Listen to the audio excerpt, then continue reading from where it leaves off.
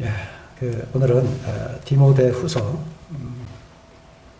4장 9절부터 18절까지인데 그냥 줄여서 17절, 18절만 읽고 말씀을 전하면서 나눌 때 이 말씀을 읽도록 하겠습니다.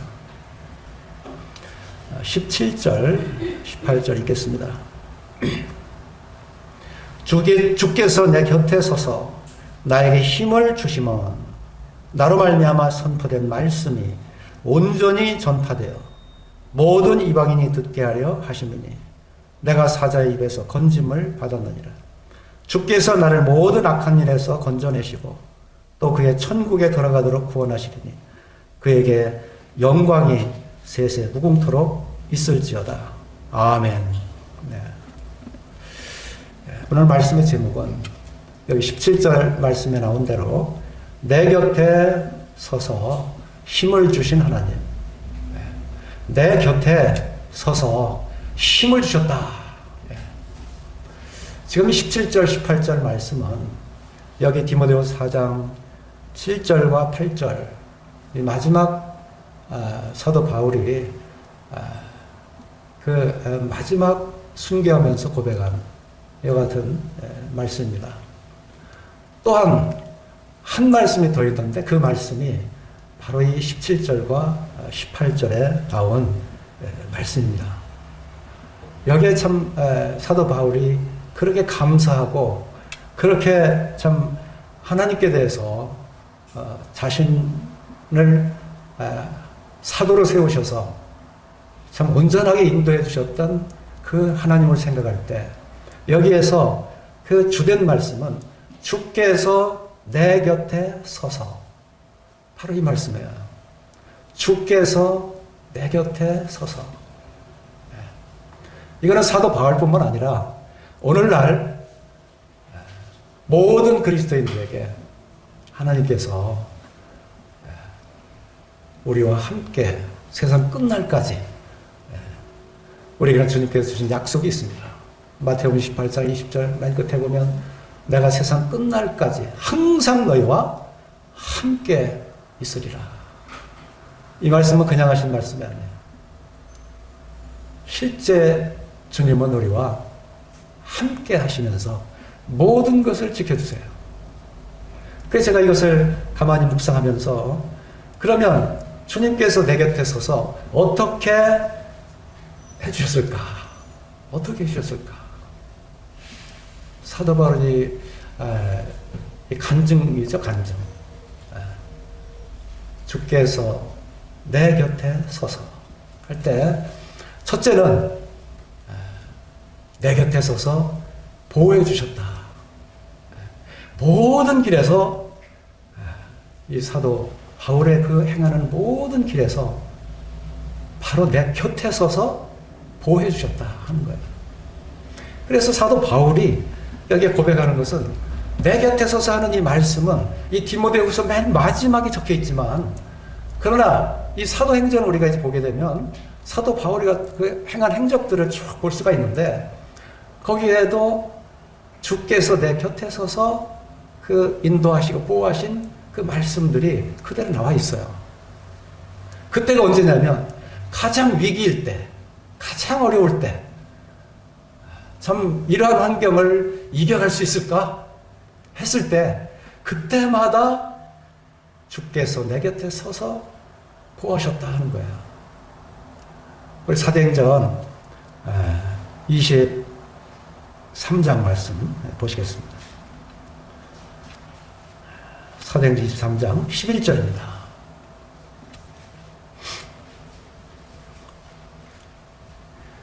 찾으셨으면 제가 읽겠습니다. 그날 밤에 주께서 바울 곁에 서서 이르시되 담대하라. 내가 예루살렘에서 나의 일을 증언한 것 같이 로마에서도 증언하여야 하리라 하시니라. 여기에 주께서 바울 곁에 서서 이르시되 여기에 담대하라. 그리고 예루살렘에서 나를 증언한 것처럼 내가 또 로마를 가는데 로마에 가면 거기에서도 또 예루살렘 증거한 것처럼 증거해야 하리라. 근데 이때가 언제냐면 사도 바울이 1차, 2차, 3차 여행을 다 마치고 다시 이제 예루살렘에 돌아갔어요. 그리고 이제 예루살렘에 들어갔을 때 그때 난리가 났어요. 소동이 일어났어요. 바리새파와 또 이 다른 그 유대인들이 이게 서로 이 싸움이 붙은 거예요. 부활이 있다 없다 그러면서 사도행전 15장에 예루살렘 회의를 할 때 그때도 굉장한 큰 싸움이 일어났어요. 사도 바울과 바나바와 더불어 그 다른 유대인들. 왜 싸움이 일어났느냐? 모세 율법대로 할례를 받아야 구원을 받는다. 이것 때문에. 그런데 사도 바울은 하나님 말씀을 보니까 이것은 전적으로 하나님의 은혜로 구원을 받는 것이다. 우리 주 예수 그리스도께서 우리에게 말씀으로 임하셔서 우리에게 하나님께서 주시고자 하는 그 영원한 생명을 주시기 위해서 십자가에 달리셨고 우리 대신 그 물과 피를 다 흘리시고 모든 형벌을 다 받아주셔서 이제 이 구원은 은혜로 받는 것이다. 너무도 명백하잖아요. 예수님 뭐하러 오셨어요? 우리를 은혜, 구원 받게 하게 해주셨는데 우리의 행위에 의해서 구원받는 게 아니라 믿음으로 구원을 받게 하셨다 그 말이에요. 이거 가지고 적지 않은 싸움이 일어났는데 이것이 유대인들 가운데 이게 계속 이렇게 이 마음에 올가매걸고자 하는 이 고리처럼 아주 이 가슴에 이거 언젠가는 내가 사도 바울을 내가 가만히 두지 않을 거야. 그래 이게 드디어 3차 전도여행을 끝내고 예루살렘 들어오니까 이게 터진 거예요. 바리새인과 또 사두개인과 서로 부활이 있다 없다 이거는 뭐 맞다 틀리다 그러면서 서로 막 싸우고 유대인들끼리 또 뒤엉보기가 되고 그래서 이제 사도 바울을 죽여야 되겠다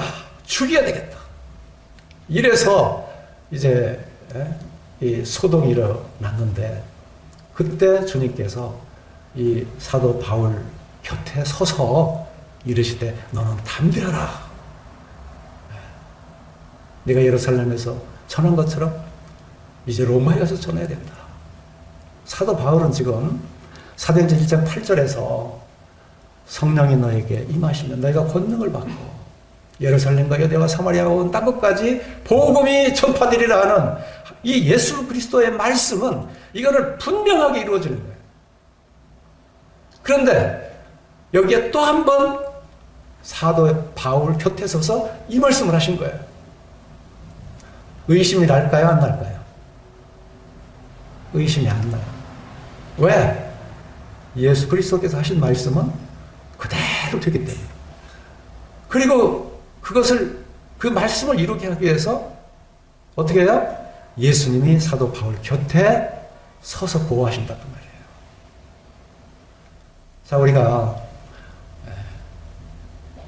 우리 어린아이가 그 위험한 곳에서 뭔가 좀 해보겠다고 이제 그 부모가 이제 정해준 대로 그 일을 지금 막 이제 일이라고 하기에는 좀 그렇지만 뭔가 부모가 시킨 일을 지금 하고 있어요. 근데 거기는 굉장히 위험해요. 그럴 때 가만히 앉아서 돌보겠어요? 아니면 일어서서 돌보겠어요? 여기에 바로 예수님은 사도 바울이 행하는 모든 족적 그 곁에 서서 지키셨다 그 말이에요. 그렇게 보호하신 거예요. 그 의미예요. 여기 서서 있다고 하는 이 곁에 서 있다고 하는 것은 사도 바울에게 하신 말씀을 그대로 하나님 말씀을 이루게 하기 위해서 지금 그 보호를 하고 있는 거예요.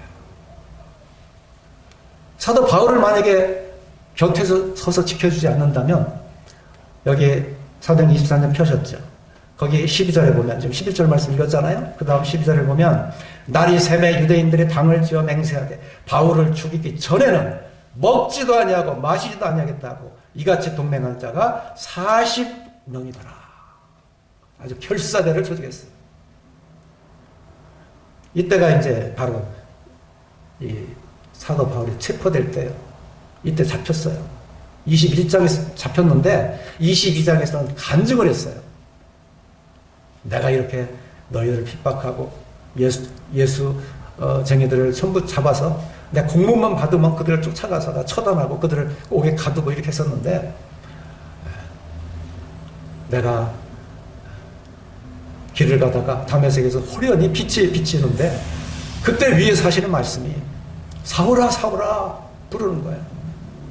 뉘시니까 나는 내가 박해하는 예수라. 그때 사도 바울이 깜짝 놀랐어요. 그때 그 빛에 눈이 보이지 않았어요.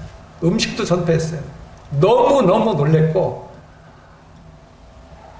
그 예수님의 음성을 듣고 나서는 사도 바울이 지금까지 핍박했던 이것에 대해서 그 사도행전 22장의 간증이에요. 그 한 장이 다. 그게 설교한 간증이에요. 그걸 이렇게 위험한 상황 속에 이런 아주 사도 바울을 죽이기 위해서 여기 23장 12절 이후에는 아주 이런 그 무리들이 아주 맹세하고 지금 아주 이 살기가 등등해서 서로 이제 계략까지 짰어요. 거기에 이 천부장한테도 전해가지고 사도 바울을 유인만 해서 이렇게 가면 우리들이 알아서 할 테니까 그렇게만 해주십시오. 이게 사도행전 23장이거든요. 그러니까 얼마나 지금 살벌한 누군가 사도 바울에게 지켜주지 않으면 안 될 이러한 때에 그 곁에 서서 사도 바울을 지켜줬다 그 말이에요. 이렇게 위기 때 또 사도행전 27장을 보시겠어요. 사도행전 27장 23절입니다.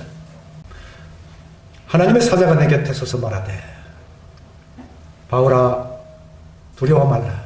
내가 가이사 앞에 서야 하겠고 또 하나님께서 너와 함께 행선하는 자를 다 내게 주셨다 하고 이제 이 행선자들을 안심시켰어요. 그때 이렇게 사도 바울이 어려울 때마다 그 곁에 서서 말씀해 주신 거예요. 이게 위기예요.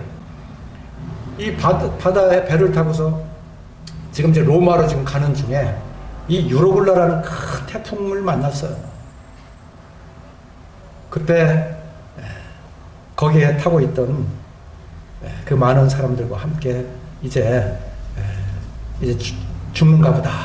이제 참 그 태풍이 어떻게 컸던지 이렇게 이러할 위기에서 그 선장말을 들으려고 하지 배 타보지도 않은 사도 바울의 말을 들을 리가 없죠.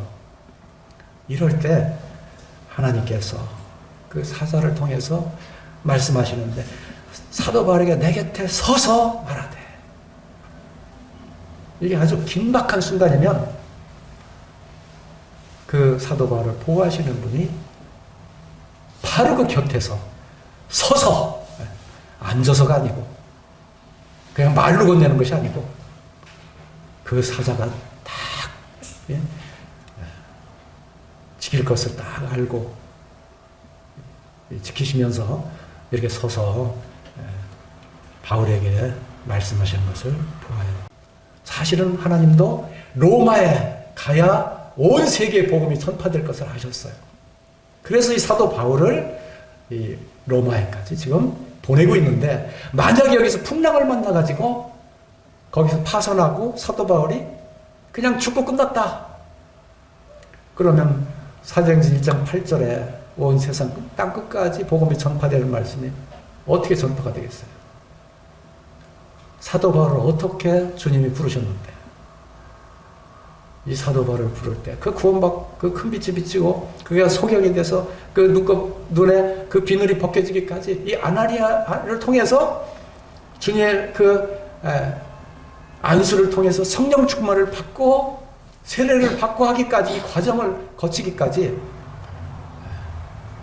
이 사도 바울을 주님이 세우시고 그리고 내가 이 사도 바울을 이 복음 하나님 말씀을 전하는 데 있어서는 저를 내가 사용하는 큰 그릇이다. 저는 그릇이다. 내가 사용하는 그릇이다. 이렇게 하기 위해서 하나님은 그 사도 바울을 택했기 때문에 사도 바울을 지키되 끝까지 지켜주고 사도 바울을 지키되 그 곁에 서서 이러한 위기 때마다 지켜주신 거예요. 그래서 본문에서 이렇게 말씀하세요. 디모데후서 4장 17절에서 주께서 내 곁에 서서 나에게 힘을 주시고 사도 바울이 가만히 필름을 돌려보니까 그야말로 복음 사역을 이 1차, 2차, 3차 각 지역에 다니면서 얼마나 고생을 했는지 죽음의 그 문턱까지 사실은 또 죽었다 살았어요. 축구 떨리는 데 가고 이게 고린도서 11장에 잘 나타나 있죠. 그냥 실컷 그냥 돌로 막 두드려 맞고 성 밖에 내치기도 하고 때로는 광주리를 타고 탈출하기도 하고 대적들을 만났을 때 그 위협이며 이것들을 아주 적나라하게 기록한 것을 보아요. 그런데도 그 모든 길에서 다 지켜주셨어요. 특히 17절에서 하시는 이 말씀을 볼 때 주께서 내 곁에서 나에게 힘을 주시면 나로 말미암아 선포된 말씀이 온전히 전파되어 모든 이방인이 듣게 하려 하시니 내가 사자의 입에서 건짐을 받았느니라. 저는 내 그릇이라 하고 주님이 딱 정해서 이제 사도로 세우시고 그 일을 시키셨는데 그 사역을 감당하는데 만약에 진짜 여기 이제 영어 성경은 라이언으로 돼 있어요. 짐승, 사자. 사자의 입에 사자밥이 됐다면 이게 얼마나 수치겠어요. 하나님의 사람이 복음을 전하고 사도라고 하는 사람이 기껏 로마에 가서 네로 황제 거기에 이 불을 질렀다고 하는 것으로 이렇게 아주 애매하게 명분을 붙여서 지금 죽임을 당할 수밖에 없는 이런 상황에 지금 처해 있는데 그거 굉장히 많이 죽었어요. 진짜 사자들한테 던져져서 싸움도 시키고요. 용병들하고 싸움도 시키고 그들을 그냥 보는 대로 쳐 죽이고 이 그리스도인들의 핍박이 말도 못했어요. 베드로서에도 그게 그대로 나와요. 그렇게 위협적이고 그 살벌한 시기에 구원을 받았다 그 말이에요. 그러니까 복음을 전해야 돼요. 근데 사도 바울이 사자법이 됐다. 그게 온 세상에 그냥 다 퍼지면 오늘날 우리의 이 정말 하나님께서 주시는 이 세상에서 가장 보배고 품위가 있어야 되고 권위가 있어야 되고 하나님께서 주시는 그 정말 비교할 수 없는 그 가치가 있어야 되는데 아이고 복음 전하는 사람 보니까 결국은 사자법밖에 안 돼. 이렇게 되겠어요.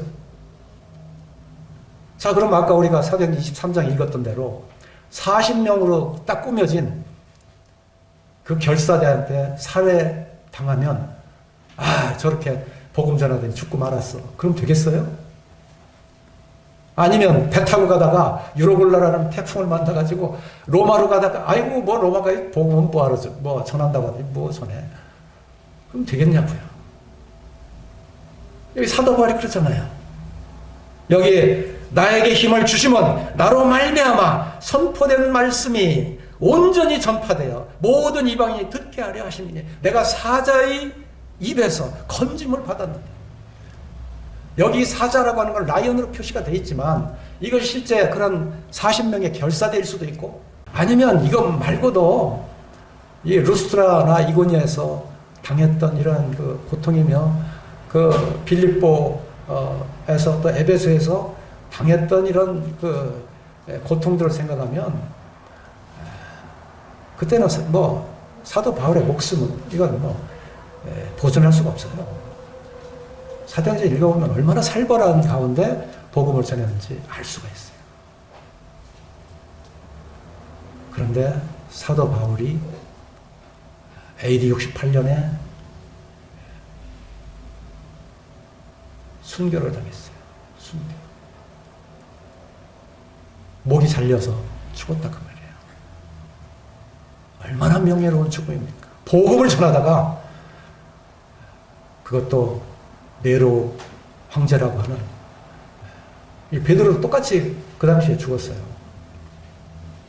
그 로마에 가보면 알아요. 거기 그대로. 그 장소가 그대로 있으니까.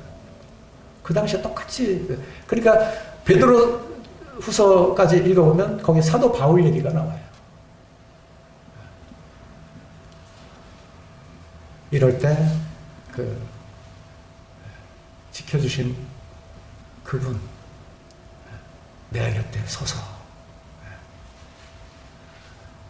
여기에 사도 바울이 이렇게까지 복음을 전할 수 있도록 하게 해주신 것은 사실 이 스데반의 순교, 스데반 집사의 순교가 그때 발단이 됐어요. 사도 바울은 이것을 사도행전 22장에서 간증을 해요. 그 피를 흘리고 죽는데도 내가 그를 불쌍히 여기지 않은 그러한 죄인이었다.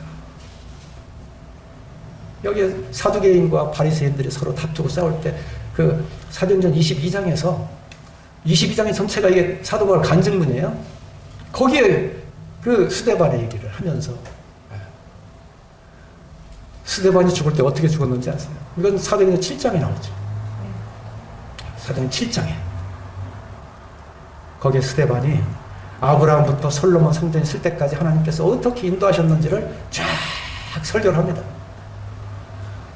그리고 이 구약을 말하면서 바로 지금 설교를 듣고 있는 유대인 여러분들의 조상들이 바로 의인을 죽였던 것처럼 당신들이 십자가에 바로 이 예수 그리스도를 죽였다. 이 의인을 당신들의 손으로 죽였다. 하니까 그들이 그냥 이를 갈고 치를 떨면서 이 스데반을 성 밖으로 몰아내더니 거기에서 돌을 던져 죽였어. 그 현장을 가봤어요, 저도. 이 성이 얼마나 어떤 성인가 했더니 예, 크더라고요. 거기가 예루살렘 성이 커요. 거기에 이 스데반 집사가 여기서 돌에 맞아 죽었다고 설명해 주더라고요. 근데 그때 이 스데반이 이게 사도행전 7장에 나오는데 7장 54절에 보면 이 말을 듣고 마음이 찔려 그를 향하여 이를 갈거늘 스데반이 성령이 충만하여 하늘을 우러러 주목하여 하나님의 영광과 면 예수께서 하나님 우편에 서신 것을 보고 말하되 보라 하늘이 열리고 인자가 하나님 우편에 서신 것을 보노라. 스데반이 하늘이 열리고 거기 예수님이 탁 서 있는 걸 봤어요. 돌에 맞아 죽으면서도 예수님을 바라본 거예요. 우리를 이렇게 구원하러 오시고 이제 부활 승천하셔서 지금 하나님 우편에 앉아 계신데 우리 주님이 지금 이렇게 앉아 계시다가 이제는 스데반이 죽는 것을 보고 서셨어요. 이놈들 그렇게 조상들에게 그 교훈을 거울처럼 계속 보여줬거늘 아직도 정신을 못 차리는 그러지 않았겠습니까? 그때 이 주님의 서신 것, 이 스데반이 그때도 이 성령 충만하니까 예수님, 우리가 이렇게 예수님을 확실히 보면요, 우리 죽으면요, 또 우리 죽으면 주님 만날 텐데요. 뭐가 그리 걱정해요? 실제 그런 거예요, 우리 삶이. 예수님만 확실히 보면, 부활하신 그 예수님, 지금 하나님 우편에 계신 예수님을 분명히 보면, 우리 죽으면요, 이거 얼마든지 포기할 수 있는 거예요. 사도 바울은 그랬잖아요. 나는 날마다 죽노라.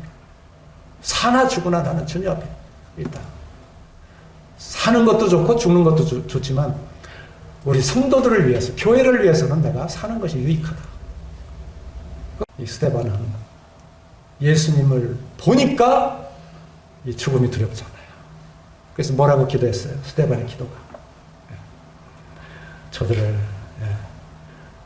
용서해 주시옵소서. 오히려 저들을 위해서 주 예수여 저들을 용서해 주시옵소서. 주여 이 죄를 그들에게 돌리지 마옵소서. 오 예수여 내 영혼을 받아 주시옵소서. 내 영혼을 받으시옵소서. 어떻게 보면 이렇게 예수님하고 똑같은지 모르겠어요. 죽는 그 순간이. 아마 우리 성도님들 자꾸 이제 제가 보면 죽음 자꾸 그러는데 디모데후서 보면서 아마 기도하실 때 똑같이 그러실 것 같아. 여기 스데반도 주 예수여 내 영혼을 받으시옵소서. 우리 또 죽을 때 제 영혼을 주여 받으시옵소서. 이렇게 하겠지. 그리고 많은 이 주변에 이제 죄진 사람들을 생각하면서 주여 이 죄를 그들에게 돌리지 마옵소서. 돌리지 마옵소서. 그런데 그때 사도 바울이 그것을 딱 목격하고 사도행전 8장 1절에 보면 거기에 사울은 그가 죽임당함을 마땅히 여기더라. 그냥 아주 뭐 예수 믿는 사람은 그냥 무조건 다 잡아들였으니까. 처단했으니까. 이제 믿고 보니까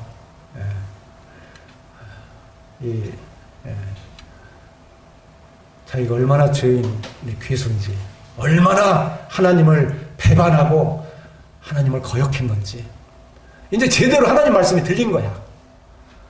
이제 그 눈에 비늘이 떨어지더니 제대로 이제 하나님 말씀을 듣고 이 세상을 바라보게 된 거야.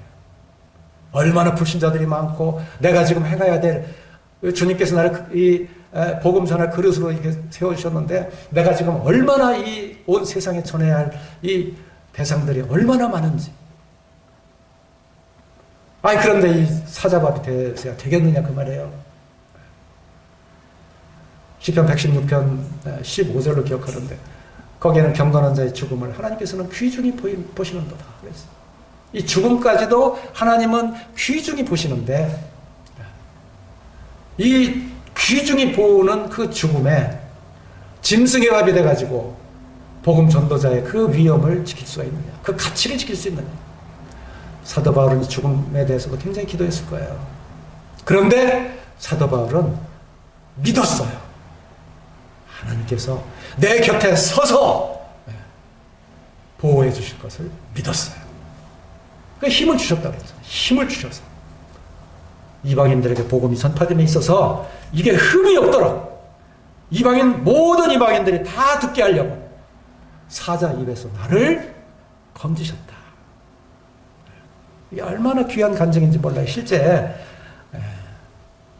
사자 입에서 건짐을 받았느니라. 이제 딱 죽어가면서 필름처럼 쫙 돌이켜보니까 이렇게 주님께서 내 곁에 서서 나를 지켜주셨구나. 우리 그리스도인들은 이 간증이 동일하게 남을 것입니다. 왜? 여기 디모데후서 4장 8절에 그랬잖아요. 4장 8절에 주의 나타나심을 사모하는 모든 자에게 상이 준비가 되기 때문에 오히려 그거 부끄러워하거나 두려워할 게 아니라 오히려 더 하나님은 우리에게 넘치도록 풍성하도록 주시고자 하는 이 상이 준비가 되어 있다니까요. 상이. 사도 바울은 이것을 굉장히 감사했어요. 저 창세기 28장 15절에서 여기에 야곱이 이제 자기 집을 떠나서 에서를 떠나서 팥죽을 팔고 이제 에서를 피해 도망가는 그 길에 있어서 방황하게 될 때 돌베개를 펴고 잤잖아요. 그때 천사가 오르락 내리락 하늘에서 할 때 그때 내가 너와 함께 있어. 내가 어디로 가든지 너를 지키며 너를 이끌어 이 땅으로 돌아오게 할지라.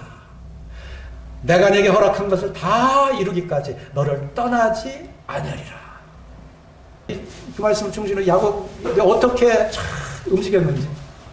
근데 20년 동안 종사를 하는데, 이 야곱이 라반, 그 자기 외삼촌, 이제 자기 처 외삼촌한테 이제 이 집에서 이 종살이 할 때 라반이 어떻게 야곱을 20년 동안 이 종살이를 시켰는지 도망갈 수 없게 만들었어요. 도망갈 수 없게. 야곱은 또 도망갈 그런 엄두도 못 냈어요. 처음에 뭐 한 14년 동안은 자기 아내 라헬이 좋아서 이 레아를 레아보다 이 레아의 여동생인 라헬을 얻기 위해서 14년을 견뎠지만 그 뒤로는 이제 이렇게 아내도 가졌겠다. 따로 살림을 차리고 싶지 않았겠어요. 근데 이 가서 차리고 싶어도 라반의 손아귀에서 벗어날 수가 없네요. 그래서 창세기 31장에 가니까 하나님이 때가 되니까 야곱아 야곱아 불러요. 야곱이 하나님 음성을 들을 수 있는 영역이 살아 있었던 거예요. 우리도 이제 예수님 오시면 그때 공중에서 이제 이 천사장의 호령과 하나님의 나팔 소리가 들리고 이게 그리스도인에게 들려요. 호령 소리가 들려요, 공중에서. 그럼 죽은 자들이 먼저 살아남은 자들도 공중에 끌어올려 공중에서 주를 영접하게 하실 거예요. 우리가 천국에 가고 하나님 나라에 가는 것, 이건 뭐 지금 아주 명백하게 기록이 돼 있잖아요. 야곱이 거기서 이 하나님 음성을 딱 듣고 내가 여기 있나이다 하니까 이제 내가 고향에 돌아갈 날이 됐다. 야곱에게 먼저 얘기하는 거예요. 어떻게 돌아갈 수가 있겠는가? 근데 하나님이 그 외삼촌, 그 완고한 외삼촌의 마음을 움직였어요. 하나님이 밤에 라반에게 야곱을 이제는 놓아줘라. 고향으로 돌려보내라. 야곱이 요청하는 대로 해줘라. 하나님의 음성이 딱 들리니까 라반은 자기가 그냥 꼭 종살이를 시켜서 죽을 때까지 인원만 있으면 내가 그냥 계속 부자가 되니까 그렇게 일시키고 싶지 않았겠어요. 근데 때가 되니까 이 라반에게 하나님 음성이 들리더니 놔줘라. 하나님이 이렇게 벗어나게 해주시지 않으면 벗어날 수가 없었던 거예요. 바로 이게 하나님께서 보호하시고 하나님께서 그 길을 인도하시는 거예요. 그래서 창세기에 쭉 보면 야곱으로 요셉으로 쭉 이어지면서 이 하나님의 나라를 계속 하나님은 그 역사를 펼쳐가신 거예요. 여호수아 때가 되니까 약속의 땅에 딱 들어가게 할 때도 여호수아에게 내가 너와 함께 있으리라. 이 온 땅을 다 차지할 때까지 하나님의 말씀을 이루기까지 여호수아 1장 9절에 보면 나오잖아요. 내가 너와 함께 하리라. 담대하라. 그 여호수아가 그 말씀을 믿고 가서 그 온 땅을 차지하게 됩니다. 그래서 히스토리를 한번 조금 더 생각을 해서 보니까 이제 이스라엘 백성들이 70년 포로 생활을 했잖아요. 그때도 70년이면 나라가 이미 이제 다 넘어가고 제대로 이 나라가 이제 힘도 없고 더군다나 이 바사 페르시아면 이스라엘하고 멀리 떨어져서 이게 도저히 살아날 길이 없죠. 그때 70년 돼서 돌아올 때 하나님이 돌아오게 하셨어요. 그리고 시편 124편에 그 돌아와서 그들의 성전에 올라가는 그 시편이에요. 121편부터는 성전에 올라가는 시편인데 거기에 124편을 보니까 이렇게 기록이 되어 있어요. 70년의 포로 생활을 다 이제 마치고 이제 그 회한을 돌아보니까 124편 1절에 이스라엘은 이제 말하기를 여호와께서 우리 편에 계시지 아니하였더라면 우리가 어떻게 하였으랴. 우리를 내주어 그들의 이에 씹히지 아니하게 하신 여호와를 찬송할지로다. 우리를 내주어서 이 바사에 그들의 이에 씹히지 않게 하신 하나님을 찬송할지로다. 이 얼마나 이 찬양이 말이죠. 얼마나 이 기가 막힌 찬양입니까? 그리고 이어서 우리의 영혼이 사냥꾼의 올무에서 벗어난 새같이 되었나니 올무가 끊어짐으로 우리가 벗어났도다. 우리의 도움은 천지를 지으신 여호와의 이름에 있도다.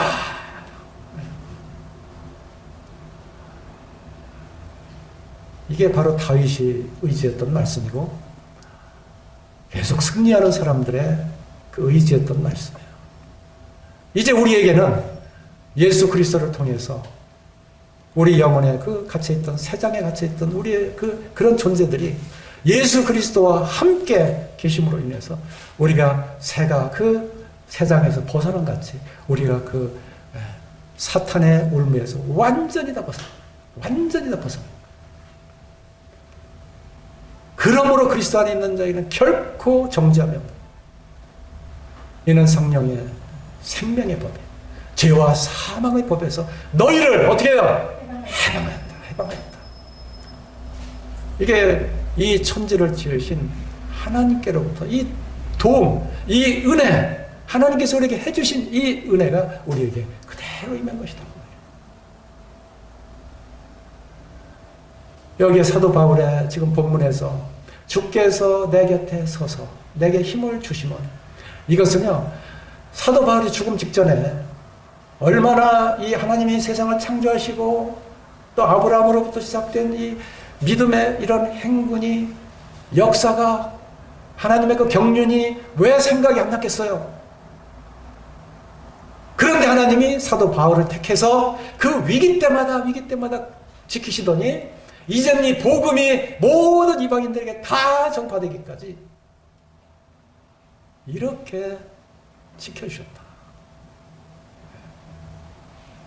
흠없게 영광이 되도록. 이게 바로 그 간증이에요. 이 순교하기 직전에 한 간증이. 그래 18절에 보세요. 주께서 나를 모든 악한 일에서 건져내시고, 주께서 나를 모든 악한 일에서 건져내시고. 이건 바로 경건의 사도 바울의 모범적인 모습이에요. 때로는 유혹이 왔을 때 넘어갈 수도 있었고, 1, 2, 3차 복음을 전할 때 얼마나 다양한 지방에 얼마나 많은 사람들을 대하고, 자기가 먹을 거 입을 것 없고 춥고 떨릴 때 자기가 혹시 빵이라도 한 개 더 훔쳐 먹을 수도 있고, 또 남에게 해를 끼칠 수도 있었겠지만, 사도행전 10장에 보면 내가 아무에게도 내가 해를 끼친 것이 없고, 내가 다른 어떤 성도들에게 이를 죄를 진 것이 없다라고 고백을 하고 있어요. 나는 깨끗하다. 참 조금치도 부담을 안 주고 덕을 끼치기 위해서. 사도 바울의 지금 이 모든 악에서, 악한 일에서 건져내시고, 이제 건져내셨다. 죽음 직전까지 사도 바울은 떳떳하게 자기 간증을 할 수 있게 하셨다. 그 7절에 나오잖아요.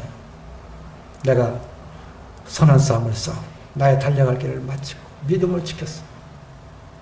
이게 우리들의 지금 이 생애에서 그렇게 살고 싶고, 그리고 지금 18절에 지금 이 말씀과 같이 나를 모든 악한 일에서 건져내시고, 이런 간증이 우리 죽음 직전에 우리에게 나와야 되지 않겠어요? 우리는 그리스도 안에 있기 때문에 이게 이루어집니다. 이루어져요. 우리가 두렵고 떨림으로 너희 구원을 이루라. 빌립보서 2장 12절에 말씀한 대로 우리의 구원이 그리스도 안에서 이루어지는 거예요. 우리가 나쁜 생각을 합니까? 남에게 해를 끼치고자 합니까? 누구에게 뭘 바랍니까? 아니잖아요. 어떻게든지 해주려고 그러고, 어떻게든지 구원 얻게 하려고 그러고, 어떻게든지 남에게 사랑을 베풀려고 그러고, 이게 그리스도의 생명이 살아있기 때문에 그렇게 하게 되는 거예요. 그리고 이제 18절에 후반절에 또 그의 천국에 들어가도록 구원하시리니 그에게 영광이 세세 무궁토록 있을지어다. 아멘. 그랬습니다. 여기 천국에 들어가도록 구원하시리니, 이건 예정이에요. 미래. 천국에 분명히 들어가게 하신다. 이것은 주님의 공중에 나타나실 때 그때 이루어지게 되는 것입니다. 지금은 우리를 하나님 나라에 들어가는 자, 거듭난 자, 하나님 나라에 들어가게 되어 있는 거예요. 죄사함 받은 자, 하나님 나라에 들어가도록 하신 거예요. 마태복음 13장에는 씨 뿌리는 비유에서 천국을 비유할 때 이미 30배, 60배, 100배의 결실을 볼 수 있도록 천국에 우리는 들어와 있는 거예요. 이 천국과 하나님의 나라를 계속해서 또 그리스도의 나라라고 표현을 해요. 근데 이제 여기 또 천국은 뭐냐? 우리 주님께서 오실 때, 공중에 나타나실 때, 그때 우리 주님을 보게 되고, 그 요한계시록 22장 21절에서 주 예수여 오시옵소서. 아멘 주세요. 예수여 오시옵소서. 내가 속히 가리라니까 아멘 예수여 오시옵소서. 그 주님을 우리가 지금 소망하고 있다. 사도 바울도 지금 여기 고백해서 그렇게 소망하고 있다. 사도 바울의 시대나 지금의 시대나 시간을 싹 빼면 사도 바울이나 우리나 아브라함이나 히브리서 11장에 그 피를 흘리고 순교를 한 많은 사람들이나 다 그리스도 안에 믿음 안에서 이 소망 안에 우리가 살아가고 있는 거예요. 우리가 지금 이 디모데후서 이제 맨 끝절에 와서 이렇게 있는데 정말 외롭고 의지할 바가 없는 대마도 떠나고, 그리고 여기에 10절에 보면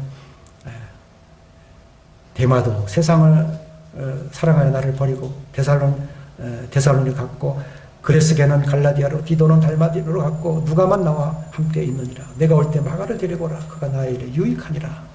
그러면서 16절에는 내가 처음 변명할 때 나와 함께한 자가 하나도 없고 다 나를 버렸으나, 아무도 이 세상에는 사람으로 의지할 게 못돼요. 그런데 17절에 주께서 내 곁에 서서 나에게 힘을 주시고, 오늘 바로 주께서 내 곁에 서서 계신 예수 그리스도, 이것이 오늘 주제입니다. 우리의 인생에 있어서 주께서 내 곁에 서서 계시다. 이 말씀을 기억하시고, 내가 세상 끝날까지 항상 너희와 함께 있으리라. 이것은 하나님의 경륜 속에 이어지는 바로 지금 오늘이라고 하는 날도 그 바로 연속선상에 있다고 하는 것을 기억하시고, 우리의 신앙에 더욱 힘을 주시는 하나님 예수 그리스도, 그분을 인식하고 하나님께 영광 돌리는 삶을 사시기를 바라겠습니다.